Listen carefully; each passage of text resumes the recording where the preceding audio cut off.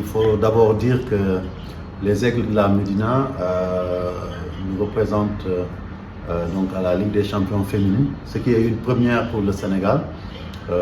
En à peu près, je pense, 4 ou 5 éditions, nous n'avions jamais eu la chance de nous qualifier au niveau du tournoi zonal pour aller aux phases finales de la Ligue des champions féminines. Et nous avons cette chance-là aujourd'hui que Aigle de Médina ait pu se qualifier et soit dans le Big 8, le top 8 des équipes africaines de football féminin, champions de leur pays, et qui vont essayer de se battre pour en tout cas soit gagner un trophée ou en tout cas être sur le podium de la Ligue des champions féminines. Donc c'est historique et c'est important pour le développement du football féminin qui tient à cœur notre comité exécutif. Et il était important aujourd'hui, au moment où samedi prochain, elles vont fouler la pelouse des stades marocains, donc qu'on puisse les accompagner. Vous le savez, avant le tournoi zonal, nous avions fait un premier geste, comme nous l'avions fait aussi pour les autres clubs masculins qui nous représentaient dans la compétition.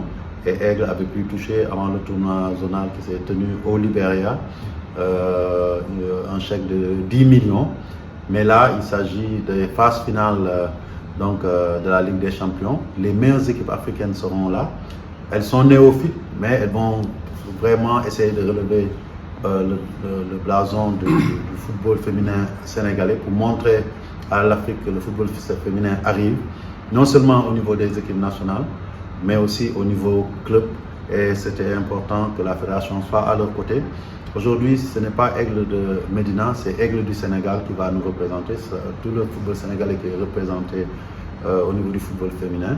Et notre souhait le plus fort, même s'ils découvrent la compétition, c'est qu'elles puissent aller le plus loin. Et pour cela, il fallait que la fédération soit à leur côté en leur apportant le soutien nécessaire.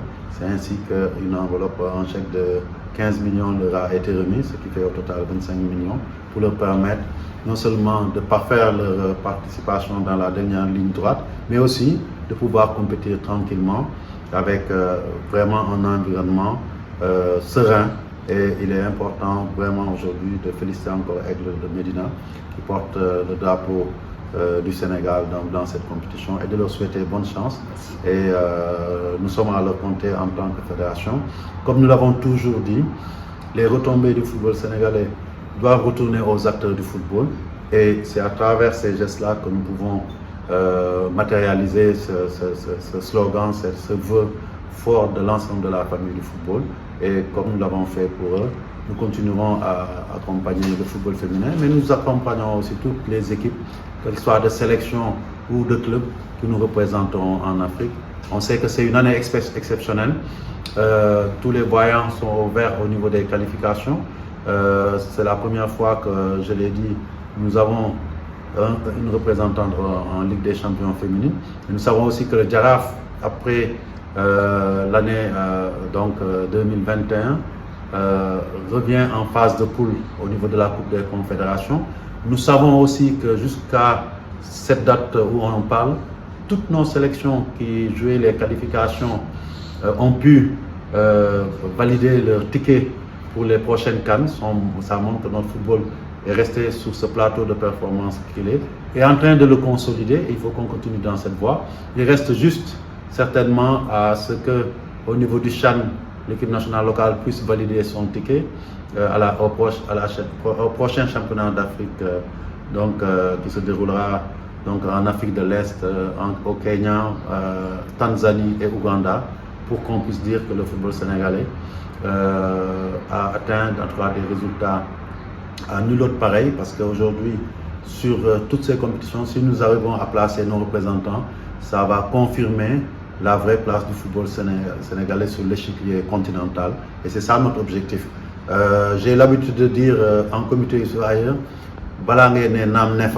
si on veut gagner des trophées, il faut être là où on les gagne. Et là où on les gagne, ce sont ces compétitions de clubs au niveau africain, ce sont ces championnats d'Afrique, ces coupes d'Afrique, dans toutes les catégories et genres. Et aujourd'hui, nous sommes sur la bonne voie et nous allons continuer à travailler cela. Donc en tout cas, Président, bonne chance aux Merci. aigles. Et arrivé en demi-finale, et moi je vous rejoindrai pour vous supporter, pourquoi pas crever le plafond de verre du football féminin sénégalais. Ce serait extraordinaire. Croyez en vos chances. Donnez-vous sans calcul et je pense que la victoire sera au bout.